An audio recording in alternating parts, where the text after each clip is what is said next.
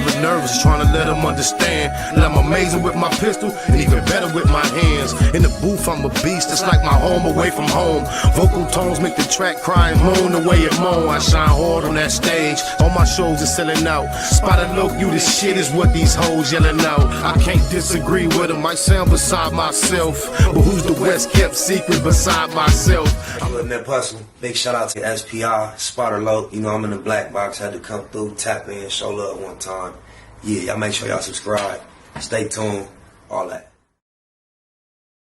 17 years old, star of the hard top and the glass backboards. Threw it all away. Let's see what for. With no further ado, let's see what this youngster, straight A student, the Joker, been up to. January 14, 2025, started quietly on Rohrer Street in Philly's Feltonville section. Noah Scurry walked out with his mom like it was just another school day. Then, a white Jeep Grand Cherokee crept into the alley, doors popped open, and suddenly the silence cracked under a storm of gunfire, shell casings clinking off the concrete while his mother screamed loud enough for the whole block to hear. By the time the smoke settled, a 17-year-old honor student and basketball star lay still on the ground. This wasn't random. This wasn't just another shooting. And the story behind it would pull you straight into two different worlds. Long before his name was whispered in the streets, Noah Scurry was just another kid in North Philadelphia trying to make the most of what he had.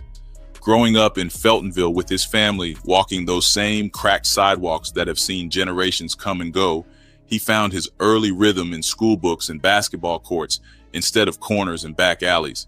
And if you ask the folks who knew him at Samuel Fells High School, they will tell you straight up he stood out for all the right reasons. At Fells, Noah had a 4.0 GPA and was pulling in the kind of test scores that made guidance counselors proud. He hit the highest SAT score in the school and put himself in the running for academic scholarships without even bragging on it. He was the kind of student teachers pointed to when they wanted to show younger kids what was possible. Respectful in class, never talking back, and always locked in on his work. That was the Noah they knew between those walls. On the court, he had the same focus, sliding into the varsity basketball lineup like he belonged there since day one. His jumper was clean, his defense was tight, and his teammates talk about how he knew how to run a play without the coach even calling it. The kind of player Division I scouts start looking at early, and some were already taking note by his junior year, with whispers about possible interest if he kept his numbers up. He wasn't loud or flashy about his talent, but you could tell he knew he had something, and the community saw it too. Parents who had kids at the same school would point him out when he passed, saying he was going to make it out, maybe even go pro or at least get that free college degree. He carried himself like somebody with a plan, like he could balance school, sports, and life without letting one drag the other down. Even outside of structured spaces like school and the gym, people noticed his discipline. He wasn't one to hang out on the block all day, and when you saw him with friends, it was usually in a safe spot, not in trouble. His principal, Melissa Rasper, later said there were never any red flags with him in the building. No signs of fights or conflicts, nothing to hint at what would eventually come out. By all accounts, Noah had the kind of story you could put on a brochure for the school district, honor roll, varsity starter, top test scores. The kind of combination most parents dream about for their kids, but what nobody outside of a small circle knew back then was that North Philly has a way of testing every plan you make. And Noah was growing up in a place where even the most promising paths can get crossed up without warning. In the early 2020s, North Philly must be the part. It's like I always heard about North Philly. That's all you hear about. North. Philadelphia was running some of its deadliest years on record, and that was the backdrop for Noah's teenage years. In 2021 and 2022 alone, the city clocked over 500 homicides each year, most of them shootings, and plenty of those victims were under 20. In some neighborhoods, you could hear gunshots more nights than not. And in Feltonville, folks learned to tell the difference between fireworks and live rounds without even thinking about it. Walking to school meant passing by fresh memorials, t-shirts printed with faces of kids barely old enough to drive, candles still burning from the night before. And for Noah, those weren't strangers. They were often people he knew by name, by laugh, by the way they played ball at the park. In 2020, 14-year-old Tamer Timms, an innocent bystander, got hit in the chest and back by stray bullets while hanging outside in Olney, and his mom told the news her son was just a regular kid who didn't deserve it. Noah knew that story because it was close to home. In 2021, another hit came when 16-year-old Kyrie Simmons was gunned down by 4 men while playing basketball at a West Philly recreation center. Noah had played ball with him. What's up with Philly and ball? Oh, I have heard about West Philadelphia. You're born and raised, and then when you go to actually on the playground is when I spend most of my days. When you actually watch the new rendition of Bel Air, it all started with a basketball game and Will having to bust a gun in the air. It's crazy. And seeing someone go like that on the same kind of court you use changes how you look at the game. Kyrie's brother said at the vigil that he didn't deserve to die like that, but in Philly, deserving doesn't always mean you get to live. Another friend, 18-year-old Hasir Adams, was killed not long after. And by the time those 3 had been buried, Noah had lost at least 6 friends to gun violence in about a year. That kind of loss piles up fast, and at some point it stops feeling like a freak accident and starts feeling like the normal rhythm of life. You go from shock to numbness, and sometimes from numbness to anger. Community activists like Dejani Talley were already saying youth felt unsafe, unheard, and ignored. With the gun violence rising no matter how many rallies or vigils were held, for a kid like Noah, the message was clear. In his city, even the so-called good kids could get caught slipping. And every time another name hit the news, that idea got reinforced. It was a war zone without an official name for it, and living through it meant making choices that sometimes had nothing to do with grades or talent. Little by little, the losses shifted how Noah saw the world, and the line between being a victim and protecting yourself got blurry. In places like Feltonville, survival isn't just about keeping your head down. It's about knowing that danger can come to you even if you're not looking for it. And the more friends he buried, the more it probably felt like playing it straight wasn't enough to keep you breathing. By May 2023, Philadelphia's gun violence had already taken several of Noah's close friends, and now it reached him directly in a way that would change him for good. On a spring night in the Frankfurt section of the city, the 4,600 block of Mulberry Street became the scene of sudden chaos when a car rolled up slow and then unleashed a barrage of gunfire toward a small group gathered outside. 3 teenagers were hit, and an older man, 66 years old. That little footage of that dude in the car, I remember that. That was some road rage and fool. I showed him bracing, and the car passed him, and he got busting through his windshield. That shit was crazy. Was killed where he stood. Noah was among the injured. His wounds missed major organs, and doctors called them non-life-threatening. Yet the emotional damage was something no hospital could patch up. When you walk away from a shooting and see others collapse beside you, your mind starts to rewrite every step you take. Paranoia becomes a constant passenger. You scan every street corner. You note each unfamiliar vehicle. You wonder who is watching you and why. And you replay the sound of each shot long after the street goes quiet. Noah began carrying a firearm after that night, not for show, but because he felt it might be the only thing standing between him and the next obituary. The idea that good grades, standout test scores, and a sharp jumper on the court could shield him from harm had already been fading.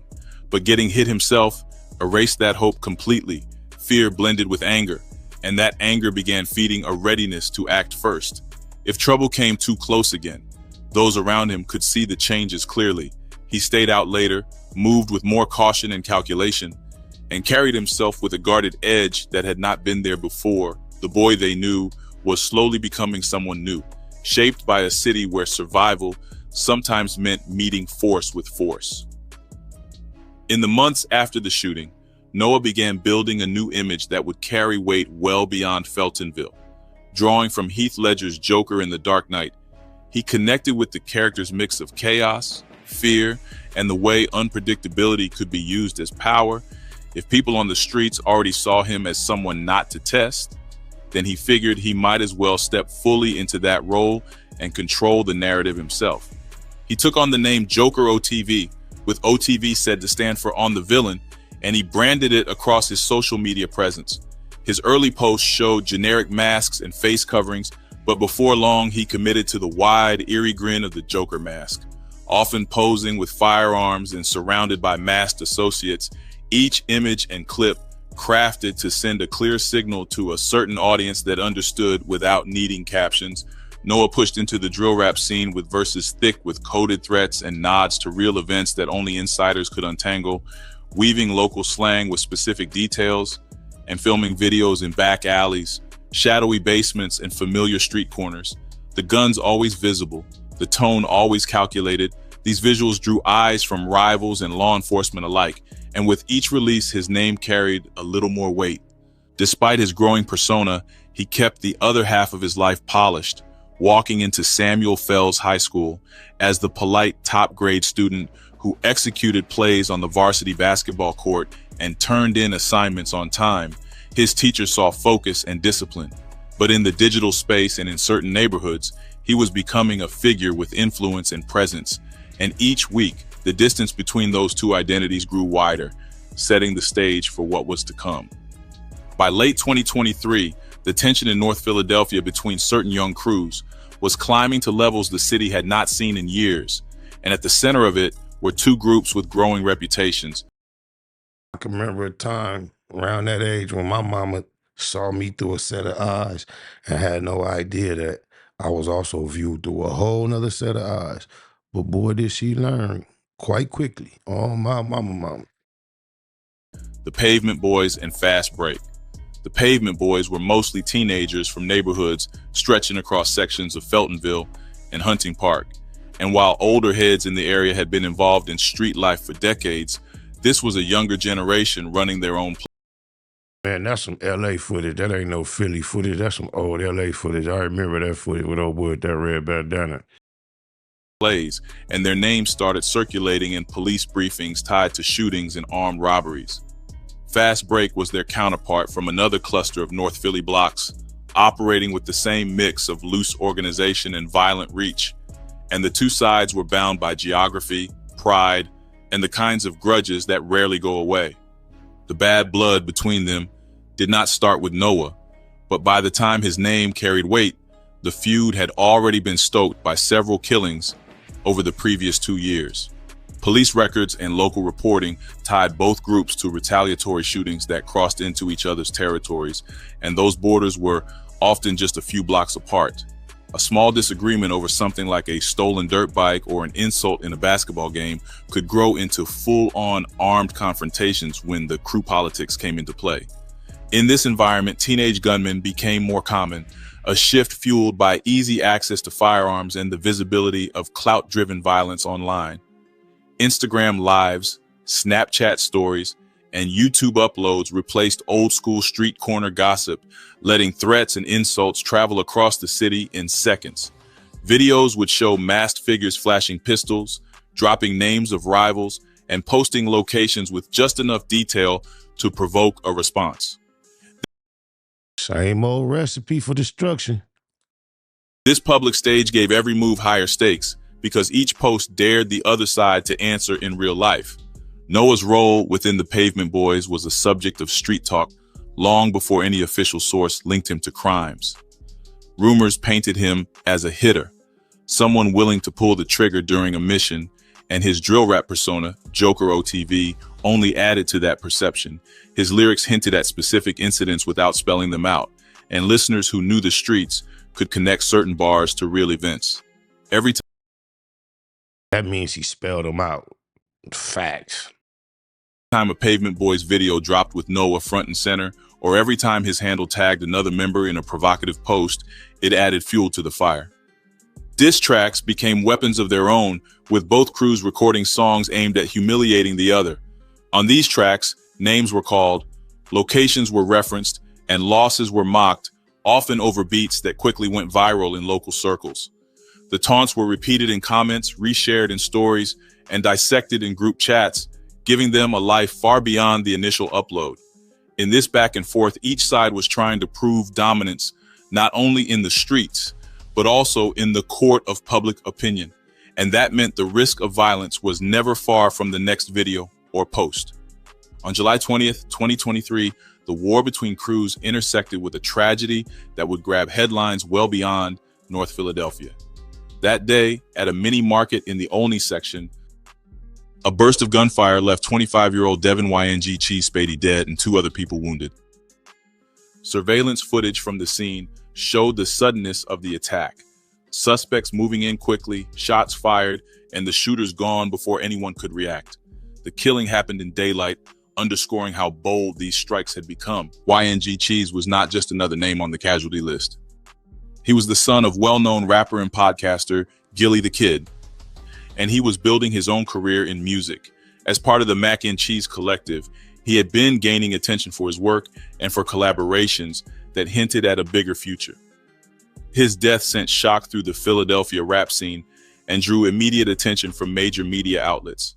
Police at first kept quiet about suspects or motives, offering little more than confirmation of the fatal shooting. On the streets, however, speculation started almost immediately. Word spread in certain circles that the shooting might be connected to ongoing beefs, and soon, Noah's name began to surface in hushed conversations. These whispers claimed he had been involved in the hit, not necessarily as the mastermind, but as one of the shooters. Months later, Gillie the Kid would publicly confirm what many in the streets had already been saying. In an emotional interview, he explained that police had told him Noah was a prime suspect in his son's murder. According to Gillie, detectives shared this information only after Noah was dead, suggesting that charges might have been on the horizon if he had lived. Gillie's comments added weight to the street rumors and gave the feud a higher profile victim whose family had influence and reach. One detail that added complexity to the story was Gillie's statement that his son might not have been the intended target that day. He described Cheese as being in the wrong place at the wrong time, implying the shooters had been aiming for someone else present at the scene. If that was true, it meant the killing was part of a different dispute that spiraled into a personal war for Gillie's family once Cheese was gone. For Noah, being linked to the killing of someone as connected as YNG Cheese marked a dangerous turn. Whether or not the rumors were entirely accurate, the perception was enough to make him a marked man. In the logic of street conflicts, taking out a figure tied to a prominent family brought heat from every direction: police, rivals, and anyone loyal to the victim. That cloud followed Noah into every move he made afterward, shaping the path that would lead to his final days. By late 2024, the talk around Noah's name in certain corners of North Philadelphia had shifted from cautious respect to outright notoriety, and it wasn't only because of the YNG Cheese whispers. Street rumors began tying him to other killings, one of the most persistent being the murder of a local man known as Fat Dame. Dame was affiliated with an opposing crew, and his death earlier in the year had already sent shockwaves through their circle. The way the story spread, people claimed Noah had a direct hand in it, whether by pulling the trigger or lining up the move. In the streets, unconfirmed claims often carry as much weight as proven facts, and for Noah, these rumors only added to his emerging legend. They painted a picture of a teenager who not only stood his ground, but actively hunted rivals. Some of this perception came from his own work in the booth. In his drill tracks, there were bars that listeners said were self-snitching, direct or thinly veiled references to real incidents. He would drop nicknames of the dead, hint at locations, and weave these details into verses in a way that those tuned into the local scene could decode. This kind of lyrical boasting was a double-edged sword. It boosted his credibility among certain peers, marking him as someone with real experience in the life he rapped about. The more believable the story sounded, the more his audience treated him as authentic. Yet that same credibility painted a brighter target on his back. Every alleged body attached to his name meant another set of friends, family, or allies who might want revenge. In a city where payback could come quickly and without warning, it was a dangerous way to keep score. Noah seemed to lean into the danger. His presence in videos, the way he carried himself on social media, and the casual way he referenced violence all added layers to his persona. The legend of Joker OTV was no longer just about a mask or a gimmick. It was about an image of fearlessness backed by whispers of real bloodshed. That image was building faster than anyone could slow it down, and with each new rumor, the stakes of being Noah Scurry kept climbing. On January 13th, 2025, Noah made a move that would stand as his boldest public statement yet. That night, he dropped the official video for Swing My Door, a track that put his Joker OTV persona front and center. In the footage, Noah wore the now familiar Joker mask, surrounded by a crew of masked figures, each one openly holding firearms ranging from handguns to rifles.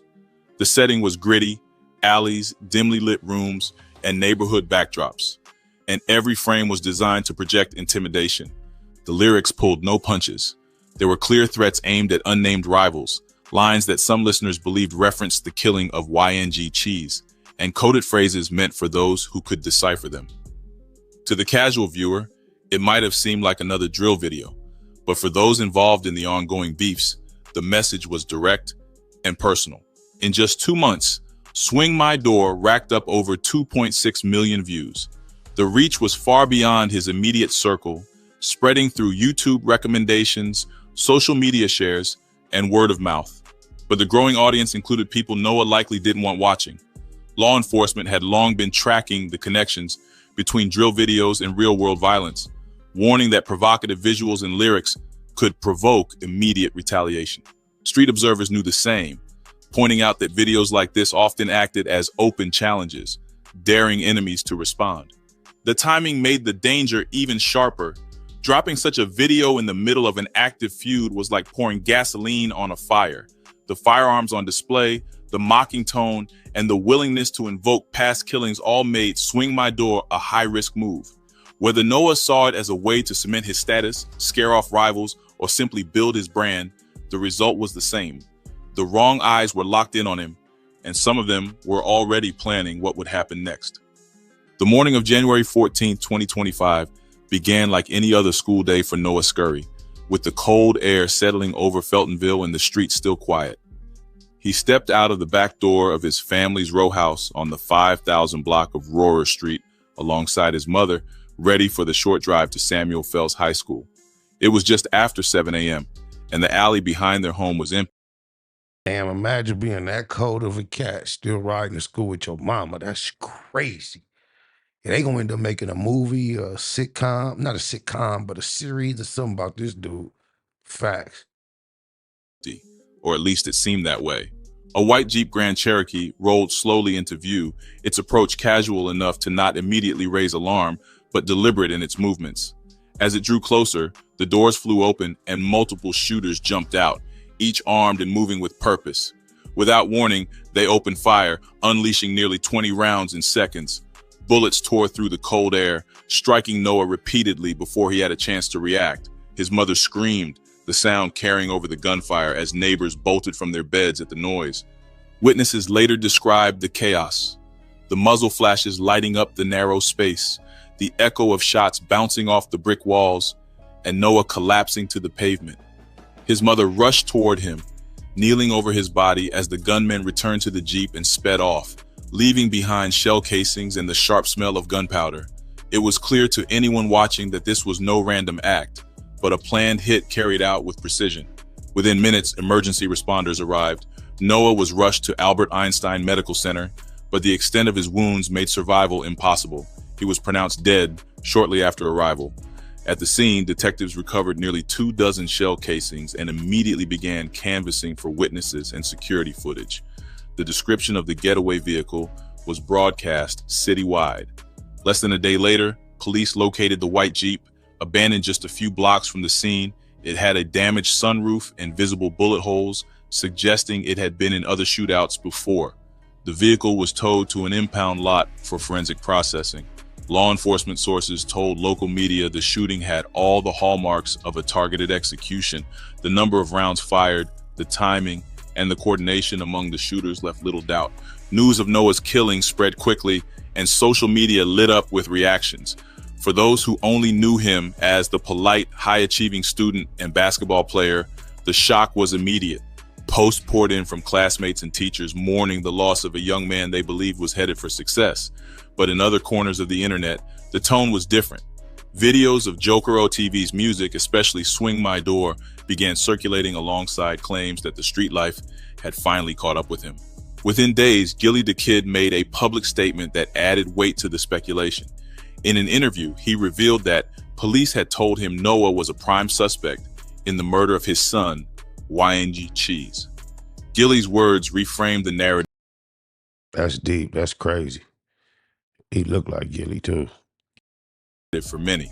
This wasn't just a talented student taken too soon, but a figure deeply involved in violent street feuds. Rumors also began circulating about who was behind the hit. Screenshots surfaced of alleged Instagram posts from Gilly's nephew, suggesting revenge had been taken for Cheese's death.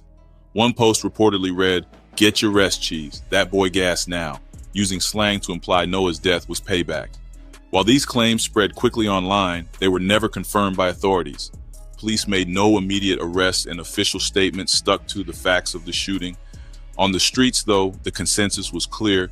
Noah's killing was seen as street justice, a closing of the circle in a cycle of violence that had claimed multiple lives.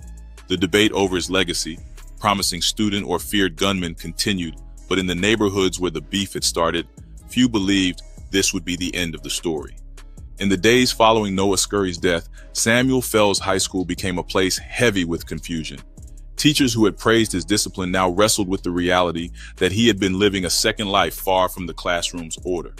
Teammates who remembered his calm under pressure on the court struggled to reconcile that image with the masked figure holding rifles in drill videos. The hallway conversations were a mix of grief and disbelief, each person trying to make sense of how someone they knew so well in one setting could be tied to so much violence in another.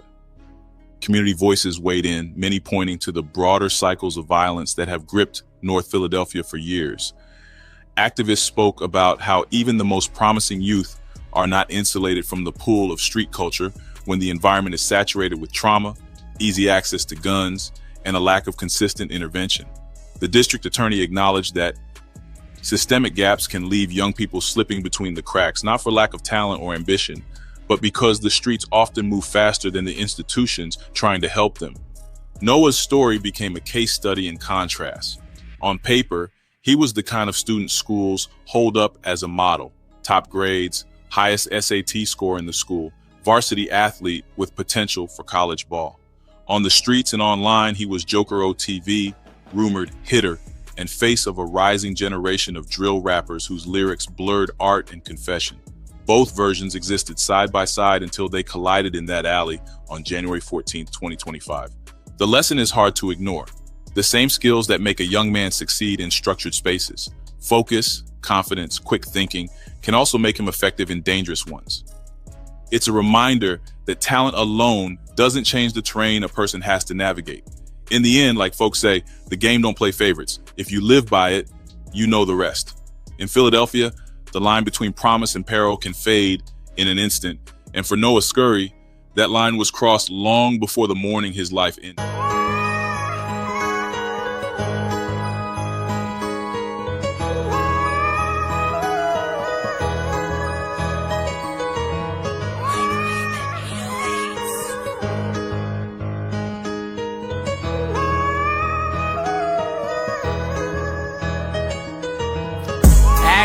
Play no games, we get cracking.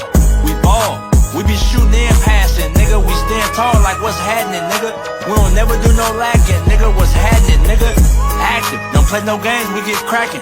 We ball, we be shooting and passing, nigga. We stand tall like what's happening, nigga. We don't never do no lacking, nigga. What's happening, nigga? It ain't no I in the word team, we got us. It ain't too much, but I promise it's gonna be enough. Knock 'em down like duck hunt. Niggas know what time we on, or you a fly ass nigga? Well, it's the no fly zone. I used to care about that bitch until she did me wrong. And had a nigga like me, bitch, I was your backbone. A gang of bitches in my contacts, I'm back on. Mafia alone, Mafia strong, I put the max on. We still steppin', Mafia loyal to all the troops, and we still reppin'. Nigga, blame it on my roots, no question. So if you need me, I'ma pull through. And if I had to call the games, the niggas pulling up too. Riders like Infant G and Tiny MD. Big Dub, Tiny Dub, can't forget Big G. Baby G, Big Slim, always chunkin', Big M's. Lil Mac down my bro, can't forget about him. Active, don't play no games, we get cracking. We ball, we be shooting and passing, nigga. We stand tall like what's happening, nigga. We don't never do no lacking, nigga. What's happening, nigga? Active, don't play no games, we get cracking. We ball, we be shooting and passing, nigga. We stand tall like what's happening, nigga. We don't never do no lacking, nigga. What's happening, I'm a man of my word, ain't going back and forth with none of you nerds. Been on them blocks, hanging out on them curves. This shit ain't new to me. Bang like Shaq in the paint. What they gonna do with me? These niggas try their hardest to rap. I do this shit with ease, raised by G's, like Rooster and Uncle Freeze. I was like 15, shooting dice on my knees off the porch. Hanging with bangers, fuck playing sports. But shit, we full court pressing. Get them off the court, stand up nigga. Squabbling, I blam triggers. Gotta prove shit to none of you niggas on my soul. I'm hands on. The homies whipped him, he was in the wrong. Shoot at us, we shoot back. I call that ping pong. My feel strong, I can't tell you when this shit gon' end. But for the moment in time being, I'm all in, shoot 10. The homies know I'm down to hang with him, bang with him, and ain't gon' change. I'm that same nigga. Active, don't play no games, we get cracking. We ball. We be shooting and passing, nigga. We stand tall like what's happening, nigga. We don't never do no lacking, nigga. What's happening, nigga? Active, don't play no games, we get cracking. We ball, we be shooting and passing, nigga. We stand tall like what's happening, nigga. We don't never do no lacking, nigga. What's happening, nigga? Yeah, that, active, nigga. Free Tiny Max, yeah, that. Double M gang. A to the A to the A. Yeah, that.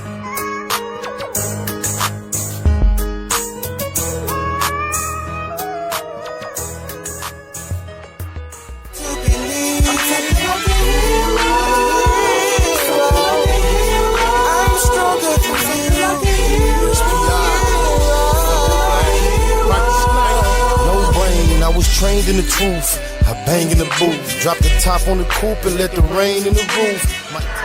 Yeah, neighborhood Nip Hustle. Giving a shout out right now to SPR in the streets. Spotter Low, y'all already know what it is. Sauce and that. Neighborhood Nip Hustle. Big shout out to SPR, Spotter Low. You know I'm in the black box. Had to come through, tap in, show love one time. Yeah, y'all make sure y'all subscribe. Stay tuned. All that.